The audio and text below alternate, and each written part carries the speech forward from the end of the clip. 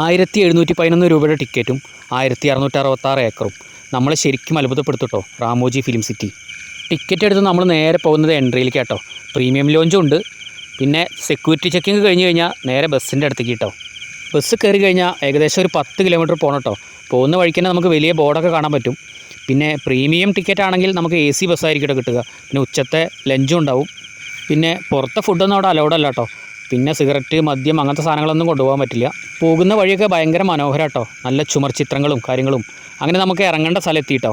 ബസ്സിൽ നിന്ന് ഇറങ്ങിക്കഴിഞ്ഞാൽ ആദ്യം തന്നെ കാണുന്നത് മനോഹരമായൊരു വാട്ടർ ഫൗണ്ടൻ കേട്ടോ. പിന്നെ ഇങ്ങോട്ട് വരുമ്പോൾ ലഗേജ് കാര്യങ്ങളൊന്നും കൊണ്ടുവരാതിരിക്കാൻ ശ്രമിക്കുക കേട്ടോ. ഉണ്ടെങ്കിലും അത് ക്ലോക്ക് റൂമിൽ വെക്കുക. കാരണം ഒരു ദിവസം മൊത്തം നമുക്ക് കറങ്ങി നടന്ന് കാണാനുള്ള സ്ഥലങ്ങൾ അവിടെ ഉണ്ട് കേട്ടോ.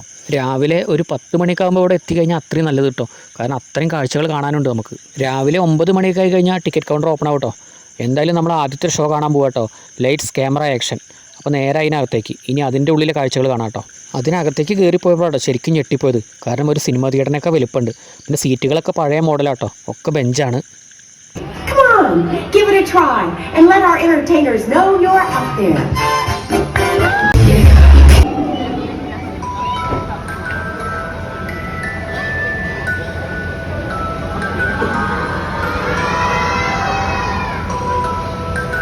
ഇതിലും വലിയ അത്ഭുതങ്ങൾ ഇനി കാണാതിരിക്കാനുള്ളൂ കേട്ടോ. അപ്പോൾ അത് അടുത്ത വീഡിയോയിൽ. ബൈ.